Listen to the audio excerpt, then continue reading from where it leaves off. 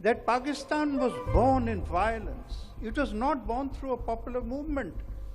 It was born after the great Calcutta killing of 1946. And it died in 1971 after the great Dhaka killing. And despite its death, it has not withdrawn from its commitment and its policy of violence, because for the ruling class and for its elite, it has become genetic. Pakistan अपने बच्चों को, अपने नौजवानों को, यह जान के दुख होता है, पड़ोसी है, उनको गलत रास्ता, टेररिज्म, आतंकवाद, भारत के प्रति या किसी विशेष धर्म के प्रति नफरत फैलाने के अलावा और कुछ सिखाता ही नहीं। अपने बच्चों को, जो मिलिट्री के अफसर हों, बड़े बड़े पॉलिटिशियन हों, उनके बच्चे तो यूएस में पढ़ेंगे, उनके बच्चे यूके में पढ़ेंगे, हार्वर्ड और ऑक्सफोर्ड में पढ़ेंगे, लेकिन जो आम बच्चे हैं उनको मदरसों में, ऐसे मदरसों में पढ़ाया जाता है जहां सिर्फ और सिर्फ न कोई साइंस, न कोई सोशल साइंस, कोई अच्छी बात नहीं बताई जाती है।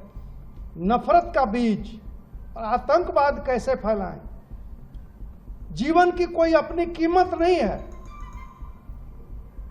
जो पॉलिटिशियन हैं, जो बड़े लोग हैं, उनके जीवन की बहुत कीमत है, उनके बाल बच्चों की, लेकिन जो बच्चों को सिखाया जाता है कि यह जीवन तुम्हारा इसीलिए बना है कि आतंकवाद के रास्ते अगर मर जाओगे तो तुमको एकदम सीधे अल्लाह के पास पहुंच जाओ। यह बात किसी दूसरे मुसलमान कंट्री, जो इस्लामिक कंट्री है, वहां भी नहीं बताया जाता है। वहां भी एडवांस टेक्नोलॉजी और पढ़ाई लिखाई की बात हो रही है, लेकिन हमारे पाकिस्तान का दुर्भाग्य कि अपने बच्चों को, अपने नौजवान युवा पीढ़ी को गलत रास्ते पर ले जाना, और वो सिर्फ क्यों?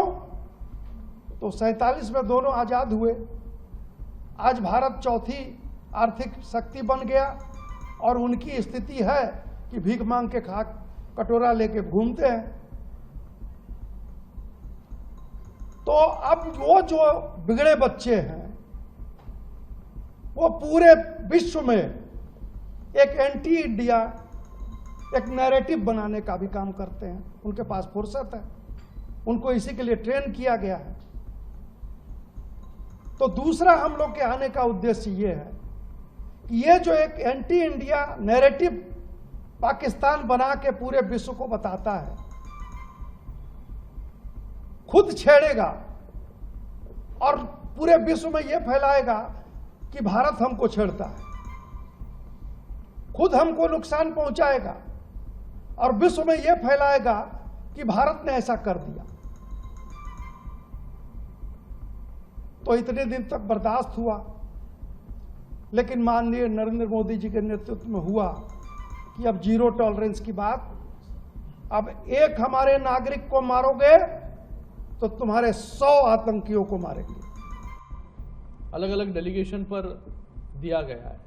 मुझे लगता है कि ये पहली बार कोई देश आतंकवाद के खिलाफ ऐसे डेलीगेशन के माध्यम से शांति का संदेश पूरे विश्व में फैलाने का काम कर रहा है। वो हमारे नरेंद्र मोदी जी ने किया। ये ऐसा कोई भी, आप देखिए, टेररिज्म सिर्फ ग्रसित भारत नहीं है, टेररिज्म से बाकी भी अन्य देश भी है। भारत इस टेररिज्म के खिलाफ गए 4-5 दशकों से लड़ता आ रहा है। भारत बहुत कैपेबल है सभी आतंकवादी गतिविधियों से लड़ने के लिए, और हमेशा लड़ता आया है। और हमेशा पाकिस्तान के माध्यम से जितनी लड़ाइयों की इनिशिएटिव उन्होंने ली, उसमें पाकिस्तान को परास्त करने का काम भी भारत ने किया। जैसे मनन जी ने कहा, आज भारत टेक्नोलॉजी के रूप में और अन्य रूप में एक महाशक्ति है। आज हम चौथी बड़ी अर्थव्यवस्था बन चुके हैं, आने वाले समय में तीसरी बड़ी अर्थव्यवस्था बन जाएंगे।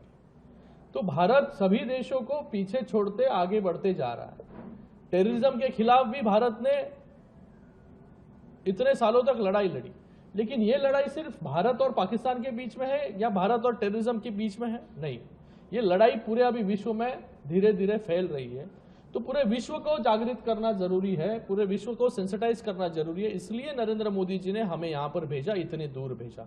आज वेस्ट अफ्रीका के इन देशों को, कई लोग तो इन देशों को जानते भी नहीं थे, नाम भी नहीं सुना था। सियरा लियोन कहां है, DR कॉन्गो कहां है और ये लाइबेरिया कहां है।